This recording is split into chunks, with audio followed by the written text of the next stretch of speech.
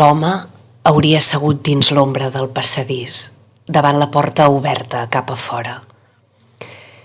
Mira una dona ajaguda a uns quants metres d'ell, en un camí de pedres. Al voltant d'ells dos hi ha un jardí que cau en un declivi brutal sobre una plana. Extenses ondulacions sense arbres, camps que voregen un riu. Es veu el paisatge fins al riu.